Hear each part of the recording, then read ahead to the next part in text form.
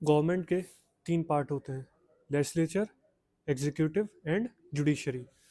और जो सबसे ज़्यादा पार्ट दिखता है वो होता है executive.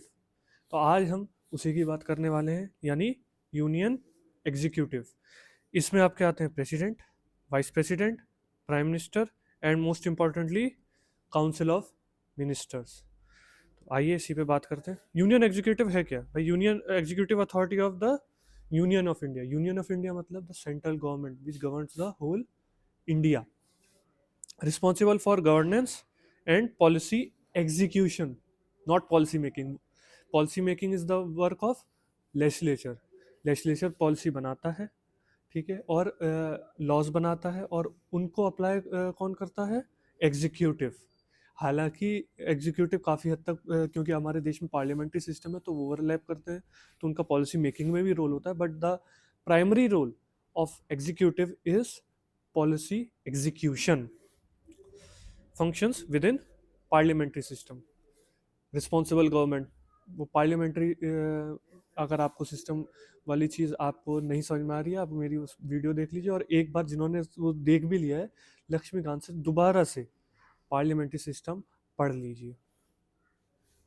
Constitutional basis part 5 of the constitution में ये है, ठीक है। और पार्ट 15 अगेन इलेक्शन, आर्टिकल 324 की मदद से ये लोग आते हैं, ठीक है।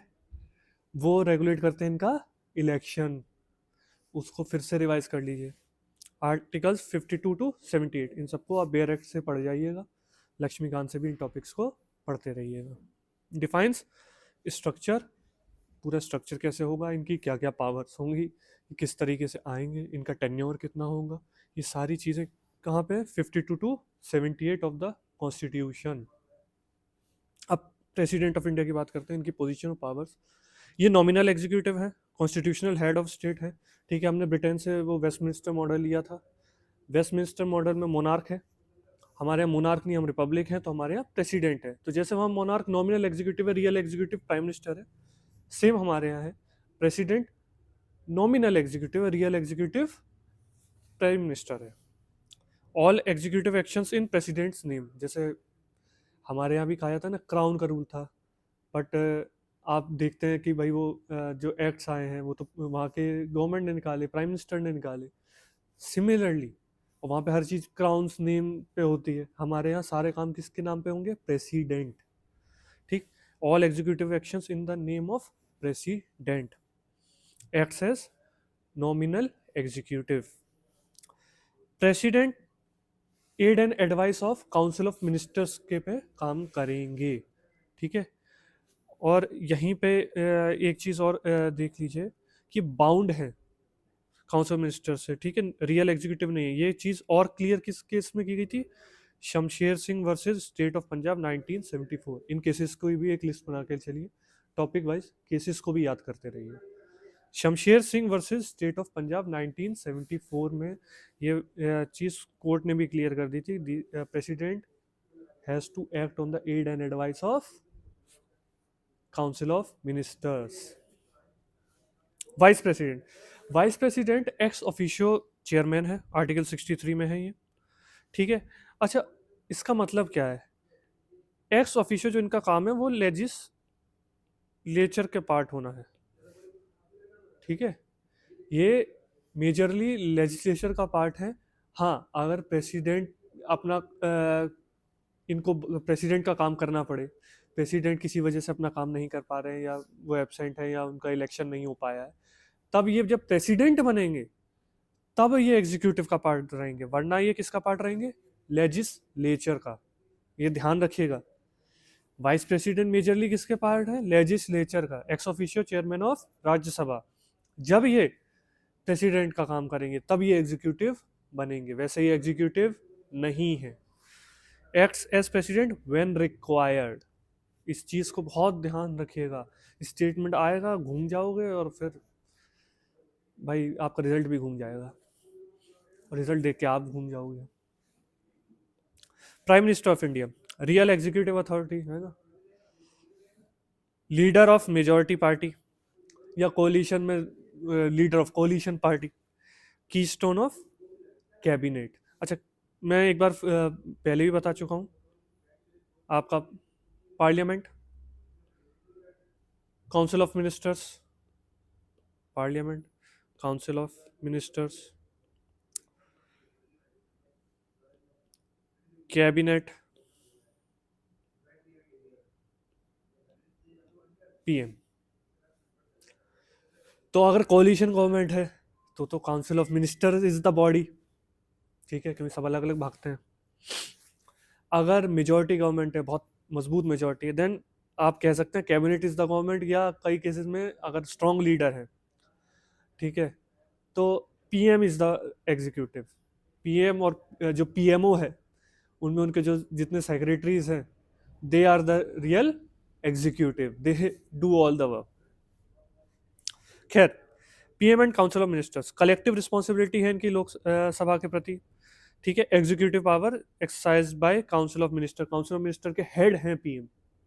PM is a part of council of minister and is the head of council of minister. अच्छा, कैबिनेट शब्द कॉन्स्टिट्यूशन में कहीं नहीं है, इस चीज को याद रखिएगा। काउंसिल ऑफ मिनिस्टर्स है जिसमें minister, cabinet minister, minister of state और डिप्टी मिनिस्टर्स आते हैं, लेकिन ये कैबिनेट शब्द कॉन्स्टिट्यूशन में कहीं भी इस्तेमाल नहीं हुआ है। केस इंपॉर्टेंट याद कर लीजिए, Ram Jawaya Kapur versus state of Punjab 1955। इस केस, इन केसेस को देखते चलिए, क्योंकि देखिए स्टेटमेंट आ जाए तो ये केस जरूरी है, प्रीलिम्स में तो स्टेटमेंट तक ही सीमित रहेगा। मेंस के लिए भी अभी से इसलिए तैयार रखिए कि 2 ही महीने में आप इतना कुछ याद नहीं कर पाएंगे, आपको अपना ऑप्शनल और एथिक्स वगैरह भी करना है। तो ये केसेस उस टाइम के लिए आपके माइंड में होने चाहिए। Council of ministers article 74, advice binding on president, भाई पीछे हम देख चुके हैं। Includes cabinet, minister of state, deputy ministers, minister of state independent charge, ठीक है, अलग अलग तरीके से होते हैं। एक बार आप प्रॉपरली जितने कैबिनेट मिनिस्टर्स हैं ना, उनकी एक बार लिस्ट जरूर पढ़ जाइएगा। स्पेशली इंपॉर्टेंट मिनिस्ट्रीज तो खैर आपको पता ही होंगी, ठीक है, लेकिन जो छोटी छोटी मिनिस्ट्रीज हैं, जैसे एजुकेशन से रिलेटेड है, जो स्किल एंड डेवलपमेंट है, ये किसके पास है। फाइनेंस मिनिस्टर तो खैर सबको पता है, ताई जी है ना, निर्मला ताई। तो बाकी सारे मिनिस्टर से एक बार लिस्ट दोहराते रहिएगा, पूछेगा एकदम ऐसा कोई डायरेक्टली नहीं, लेकिन आपको पता होने चाहिए। इंटरव्यू में तो खैर पूछ सकते हैं।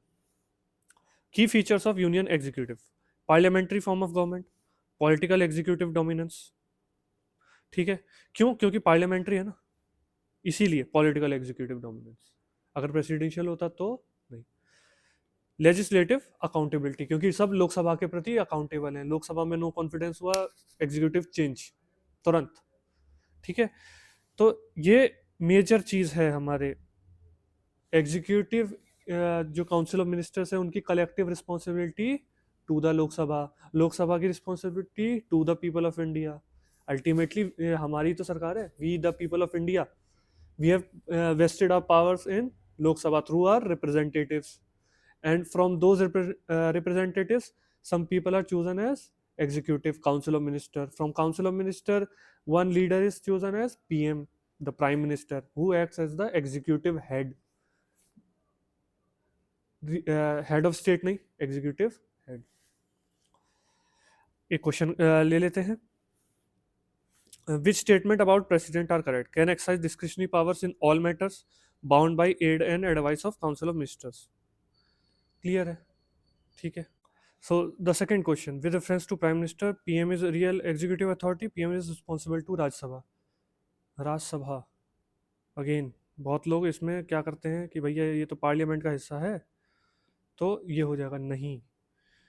लोकसभा जनता से डायरेक्टली चुन के जाती है, लोकसभा के प्रति कलेक्टिव रिस्पॉन्सिबिलिटी है, इसलिए ओनली वन।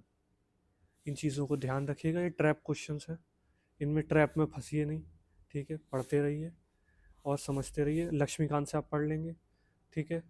स्टेट एग्जीक्यूटिव को अपने आप जिन्होंने पढ़ रखा है एक बार रिवाइज कर लीजिए, स्टेट एग्जीक्यूटिव अगला टॉपिक है, मैं स्टेट एग्जीक्यूटिव पहले लूँगा, फिर लेजिस्लेचर पे हम लोग जाएंगे। एग्जीक्यूटिव चैप्टर जो आपका एनसीईआरटी से है उसको भी एक बार पढ़ लीजिएगा, ठीक है। इन सब चीज़ों को पैरेलल करते रहिए और previous year questions please solve करते रहिए, प्लीज़ कह रहा हूँ भाई, ठीक है, ताकि आप अच्छे से उस चीज़ को समझ पाएँ और रिटेन कर पाएँ।